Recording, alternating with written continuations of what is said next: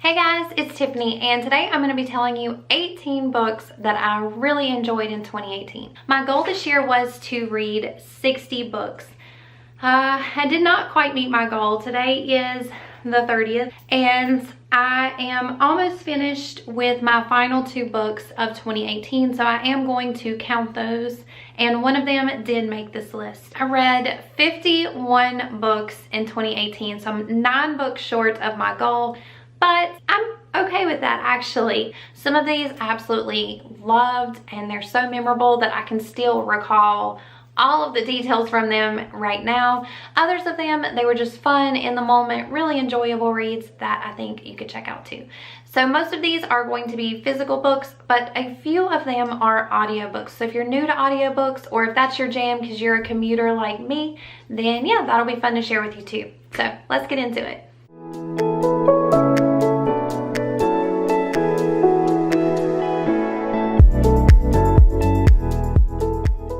One of the first books I read this year was totally just for fun. It's something I read right at the beginning of 2018, and that was The Hating Game by Sally Thorne. Just a fun read. It's not super complex or insightful. It's a hate to love trope about 2 people who work together, and you just kind of see a romance develop between them over time, and I laughed so much during this book. So if you have a day off and you're just looking for something fun and lighthearted, highly recommend The Hating Game. Another book I read early this year is Simon versus the Homo Sapiens Agenda. Obviously, a lot of people have seen the movie, which is Love, Simon, and I have a full book talk on this, so I'm not going to go too in depth, but I loved the diversity, the story itself. I just really enjoyed this, and I think it's a great addition to any classroom library. This year, I also read The Power. Definitely picked it up because it was one of President Obama's favorite reads in 2017. I mean, if he has time to read it and talk about how good it is, I definitely wanted to pick it up, and I wasn't disappointed. I will say the writing style is not my favorite, but the story and what is happening in the book, I really appreciated that commentary. In this world, women have an organ that men do not, and this organ has kind of been, it was dormant for a while, but then the younger generation woke up in them and they started to wake it up in the older generation of women, and you just see what happens when women are in charge of society instead of men. You know, everything is not perfect and all roses and happy when women are in charge. It's definitely a gritty read at times, but I really appreciated this commentary. Another book that I read for fun in 2018 that was also released as a movie this year was Crazy Rich Asians by Kevin Kwan. I also have a full book talk on this, which I will link above.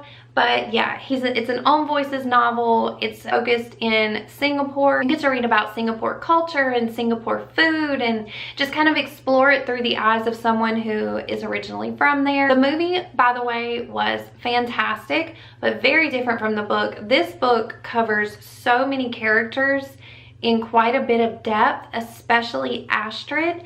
Astrid was my absolute favorite character, and her role in the movie was very minimal. If you would like to know more about Astrid and really expand on that scene at the end of the movie and know more about that, the book goes way more in depth, so definitely grab this one for fun. Another book that I have a full book talk about on my channel is We Were Feminist Once by Andy Zeisler. We Were Feminist Once covers kind of the role of women and how it shifted and changed throughout history since marketing has become really prominent in radio and television and things like that. How that's impacted the role of women in the home, in the workplace, how we spend our money, how we view ourselves, self-esteem. This made me question a lot of ways that I talk about feminism and ways that I view feminist issues. I got really into intersectional feminism and how a sector of women has traditionally been left out of the conversation, or once white women, especially middle class and upper class white women, got what they wanted, they kind of stopped the waves of feminism and did not continue that push to bring in women of color. So this just really was eye-opening to me and made me want to look more into a lot of feminist issues, but especially intersectional feminism. One that I absolutely loved was Tony Adeyemi's Children of Blood and Bone. This is a fantasy book. It has all of the best parts of fantasy, all the way down to the amazing map in the beginning, so you can really visualize the world building that the author does. I read half of the book in this physical copy, did half of the book in the audiobook because I'd heard such good things about audiobook on Audible. That was the best experience. Reading it on Audible was outstanding. If you are a commuter and you want to read this but you just don't have quite the time to commit to it, definitely grab the audiobook because it will blow you away. This year I grabbed a book by Taylor Jenkins Reid, and it was my first book by her, even though I know she's a pretty well-known author. And the one I read was The Seven Husbands of Evelyn Hugo. If you like old Hollywood and just commentary on the way we view people that have celebrity status, I definitely think you'll enjoy this. It gave me vibes of Valley of the Dolls, even though Valley of the Dolls is much more complex and a much deeper read than this one. It kind of gave me the same vibe, and so that's one of my all-time favorite books, and this one was really enjoyable. The cast is more diverse also than what you get from Valley of the Dolls.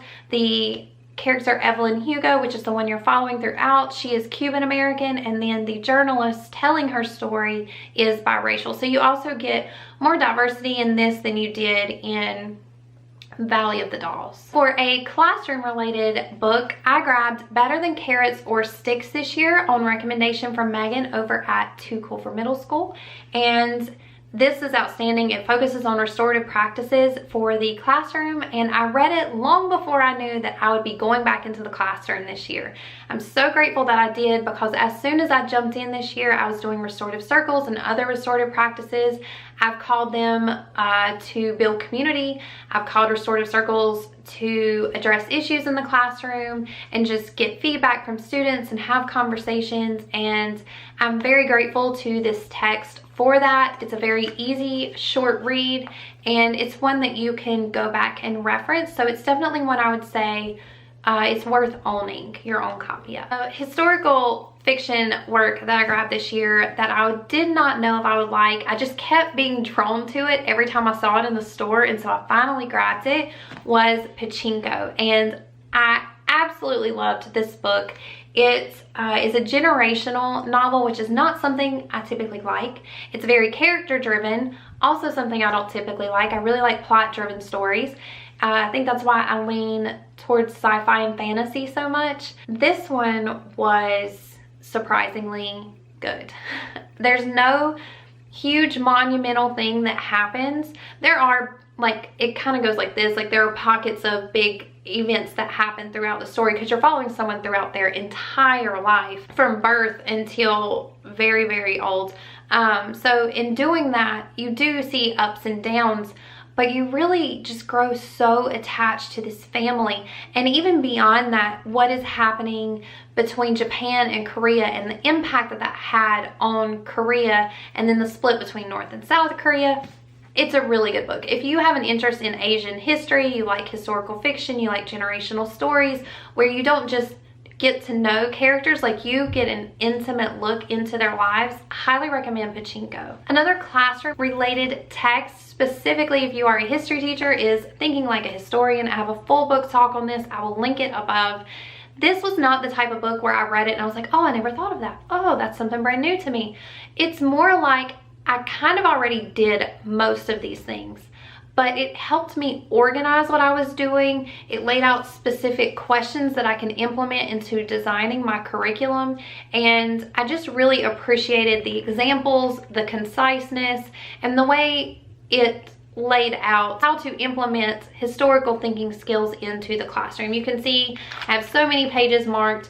It talks about teaching thematically. It talks about, you know, picking out the key parts of a curriculum and what is need to know and what is not, implementing source analysis and analyzing history from different lenses. All of those great things that I'm so passionate about in my classroom. It really did a good job organizing those thoughts for me, and it's definitely something that I have gone back and referenced and really appreciate. When I found out I was teaching modern world history instead of ancient world, which is what I had been teaching, I wanted to obviously grab some literature because going to the books is just what I like to do. And I grabbed a People's History of the World. Now, when I mentioned this on Instagram, a lot of people are like, oh my gosh, I love Howard Zinn, A People's History of the United States. But his name is on here, but it's not because he wrote this book, he endorsed this book. This is the actual author of this book. It's very well done. It's kind of a similar thing where you're getting a different perspective on events in history beyond just that traditional narrative. And it's something that I have gone to and referenced as I'm approaching each new topic that I'm working on in my classroom. This next book was kind of a reread for me. I have read excerpts of Paulo Freire's Pedagogy of the Oppressed for many years as I've gone through education courses. And this year specifically in my doctorate program, I have encountered excerpts from his work so many times, and I find myself very drawn to it and his perspective on society and education. And so I decided it was time for me to get my own copy and read it as a whole, and I'm so glad I did. This is not a part of every teacher education program or teacher prep program, and if it was not a part of yours, I would highly recommend picking it up. If you are interested in the concept of education and how social change plays into that, this is definitely a piece of work for you. The next book that I read this year was Dear Martin. Well, not the next book, but the next one that I'm recommending to you is Dear Martin by Nic Stone.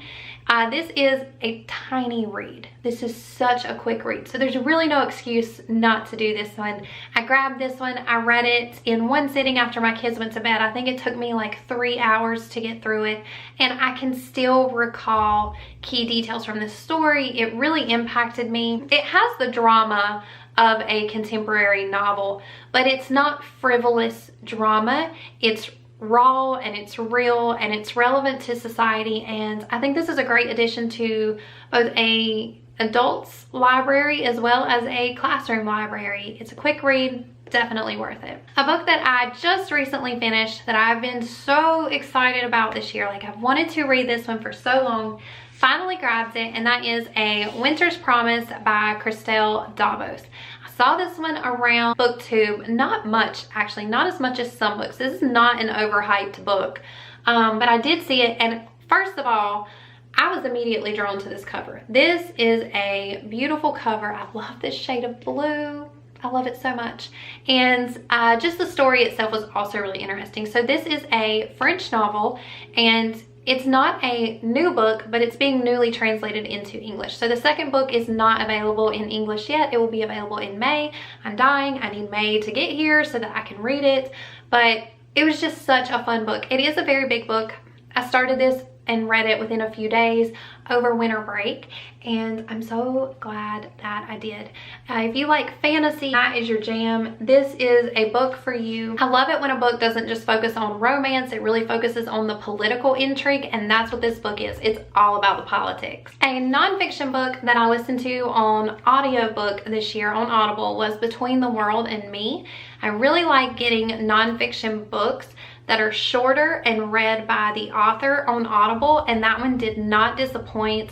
It really was eye-opening for me. The perspective on being Black in America, the way it was presented in that book, is definitely worth your time, and it's a quick audiobook, so I think you'll really enjoy it. I also listened to The Nightingale on Audible this year. I really wanted to read the physical copy of that, but I just didn't have the time, and the audiobook blew me away, pulled at my heartstrings. It was also set in France, which is one of my favorite places. No, I've never been.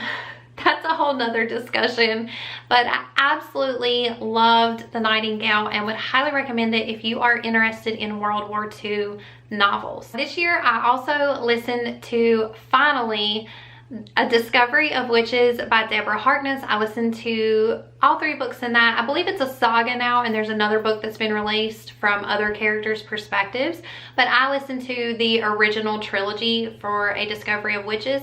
Super long audiobooks. I think the first one was like 24 hours long, but I drive an hour each way, so it wasn't a big deal to me. They were absolutely wonderful. I loved that She was a historian, and then you have the witches and this whole magic system and all of these things that are being revealed as you're trying to figure out what is it that the witches discovered. And it's totally worth it if you love that genre. It's a very well done book. All three of them are. And the last book I'm going to talk about is Circe. I am still reading this right now. I am 161 pages in, and I am already going to be recommending this to you. I can't tell you if the ending is going to make it worth it. If you follow me on Instagram, I will talk about it over there once I finish it, but it is going to be done before 2018 is over. I'll either finish it tonight or tomorrow morning. If you like Greek mythology, but you want to see it from a different perspective, I would highly recommend grabbing this. Circe is the witch that Odysseus encountered, and also other characters throughout mythology, and it's just nice to see these events unravel from her perspective and also see her grow as a character. That has been fantastic. It has a classical vibe to the writing, which really lends this historical fiction work authenticity, and I really appreciate that. So if you like Greek mythology and you're wanting a different perspective on it, definitely grab Circe. All right, that's my 18 books for 2018. I hope that you enjoyed this and that you found something that will maybe be something you'll read in 2019. If you've read any of these, let me know what you thought down in the comments. I'll also link any book talks that I have for these in the description box below. Thank you so much for watching. Please don't forget to subscribe. I'll see you in my next video. Bye.